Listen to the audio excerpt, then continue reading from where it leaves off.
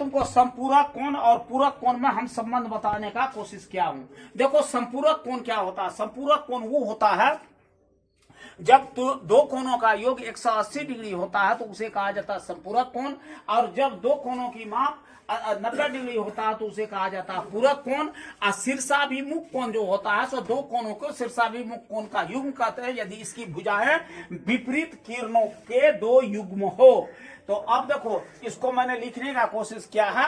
देख लो संपूरक कोण, यदि दो कोणों की मापों का योग 180 डिग्री हो तो उसे संपूरक कोण कहते हैं। उदाहरण के लिए 65 डिग्री और 115 डिग्री माप वाले कोणों को संपूरक कोण कहेंगे, क्योंकि दोनों का योग हो जाएगा 180 डिग्री। ये है 115 डिग्री, ये है 65 डिग्री, और जब पूरा की माप करेंगे तो वो हो जाएगा सो तुम्हारा कितना 180 डिग्री। अगर यही 120 और 60 रहता तो भी होता, 70 110 रहता तो भी होता। तो इस तरह इसका माप हो जाएगा सो संपूरक कोण जो होता है सो दो कोणों की माप 180 डिग्री के बराबर हो जाया करता है। फिर देखो पूरक कोण, यदि दो कोणों के मापों का योग 90 डिग्री हो तो उसे पूरक कोण कहते हैं। उदाहरण के लिए 25 डिग्री और 65 डिग्री माप वाले कोण को पूरक कोण कहेंगे। देखो यहाँ क्या है, यहाँ है कोण BOC 25 डिग्री और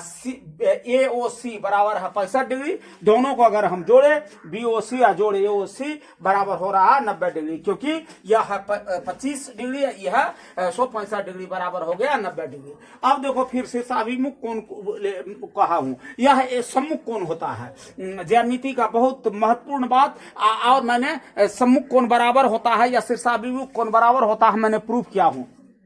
अब देखो दो कोणों के को शीर्षाभिमुख कोण युग्म कहते हैं और इनकी भुजाएं विपरीत किरणों के दो युग्म होते हैं। जैसे कि अब देखो ई कोण, इसके सामने में यह है ई बराबर इसके माने AOC बराबर हो जाएगा BOD का, यह भी हो जाएगा तुमको शीर्षाभिमुख कोण। और यह कोण जो है सो AOD बराबर आपको हो जाएगा BOC, यह भी हो जाएगा तुमको शीर्षाभिमुख कोण। ई 1 बराबर 2 और ई हो जाएगा 3 बराबर 4।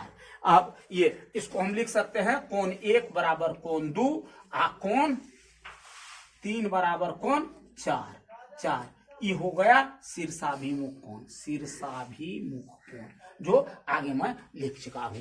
इस तरह से तुमको अगर अंतर पूछता है पूरक और संपूरक में वो भी लिख सकते हो, या पूरक और संपूरक कोण में क्या संबंध होता है वह भी कह सकते हो, और शीर्षाभिमुख कोण क्या होता है आमने सामने की कोण को समझ करके यह भी तुम्हारे लिए एक दिग्दर्शित बात है। क्या मिनट की भर